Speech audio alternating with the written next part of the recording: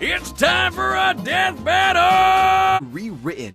Rick Sanchez, Chainsaw Man's head of Tokyo Public Safety. Chosen Undead, the accursed god killer from Dark Souls.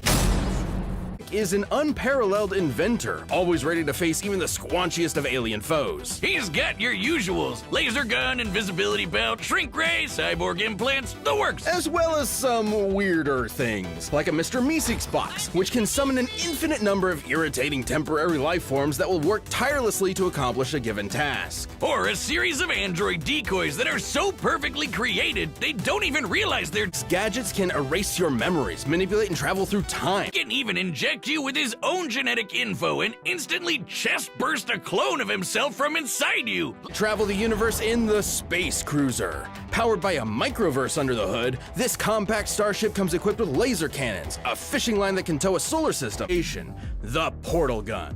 My scans indicate it creates holes through all aspects of space-time, allowing Rick to travel anywhere in the multiverse. It sounds exhausting. It can do more than that. It can slice you in half, set up traps. He is. Just touching the hem of his coat can activate his energy shield or even induce instant death. Yes, instant. No, it isn't explained why. Though considering this reaction, it's likely a chemical released through the coat's line. He's dodged an orbital space laser from just a few feet away. He's so smart, he figured out he's in a TV show. Yep, really. Perhaps most mysterious is Operation Phoenix, a series of clone bodies that his consciousness can be uploaded to upon his death. Despite eventually taking it offline, his mind is still connected to every other Operation Phoenix across the multiverse, giving him an infinite number of extra lives. His devices can destroy the Earth, the universe, even numerous alternate timelines. He actually did that just to manipulate the stock market. Sure, for her position, you'd expect her to know how to defend herself. Martial arts here, swordplay there, but devil hunters like Makima become real threats when they make contracts with devils. She can call death upon anyone she chooses through a complicated ritual and even survive being shot through the head. Makima can exert absolute mental control over any creature she views as inferior to her, which is basically everyone. People, animals, even other devils become puppets under her command. She can even hijack their senses to listen and see whatever she wants. As a devil, Makima's far stronger, faster, and more durable than the average person. By drinking blood, she can heal her injuries, and her sense of smell is so potent that it can spot targets from over 300 miles away. Not only can she control your mind, but your body too with telekinesis. She can mess up your internal organs or blow you away with finger guns. She doesn't shoot you with invisible bullets. She points at you and then a wound just happens out of nowhere. She controls all sorts of things with these ghostly chains that stab her victims. Once they're hooked, they're easier to control. Makima has plenty of devils in her collection. There's the massive Fox Devil,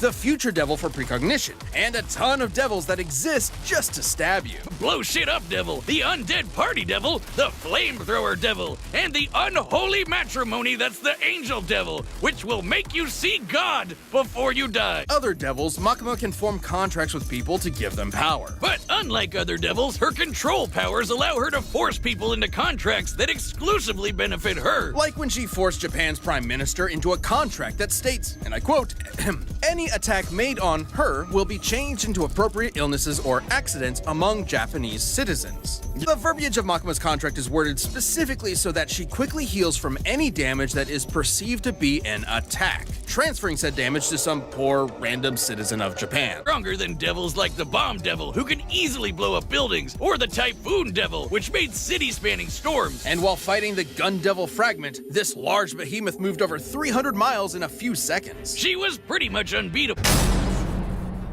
And it helps that as long as they can keep their sense of purpose, an undead will always resurrect at the nearest bonfire. Now, they might slowly lose their memories, their personality, and their sanity, but the curse gives them as much time as they need to get good. Undead are unnaturally resilient, able to survive being impaled through the chest. They've been chewed, eaten, and digested by what I can only describe as a toilet demon, and have their souls torn from their very body, because undead humans don't need their souls to survive. Just pop some of that spicy Sunny D and they're good to go. Warp the souls of their fallen enemies to increase their power. They're a master with swords, hammers, spears, axes, bows, you name it. And that's without any formal training. With the right stats and setup, they can be anything from a cartwheeling assassin to a dragon-smashing tank. To the giantest of dads.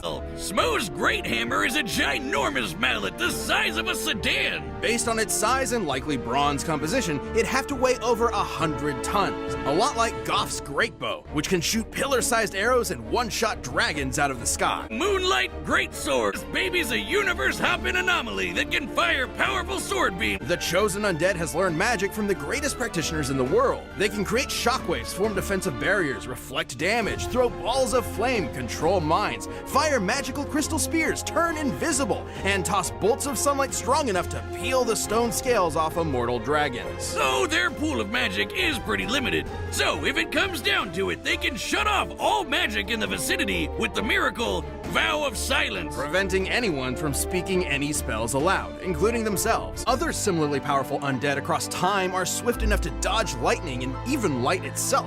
Based on their dodge compared to this beam and the time it took to reach them, they'd be reacting and moving at over 20% the speed of light.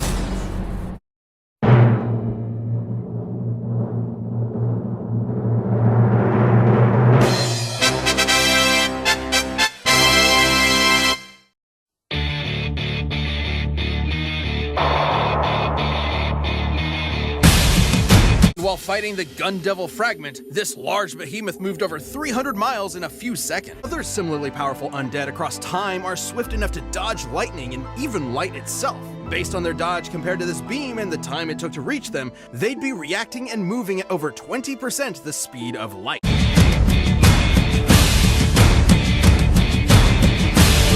He's dodged an orbital space laser from just a few feet away.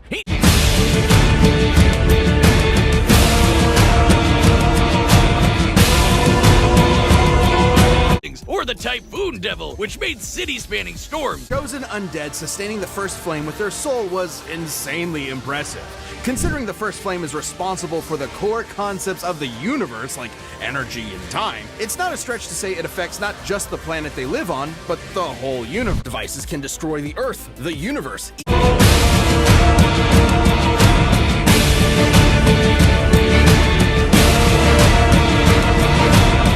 The chosen undead has learned magic from the greatest practitioners in the world. Reflect damage, throw balls of flame, control minds.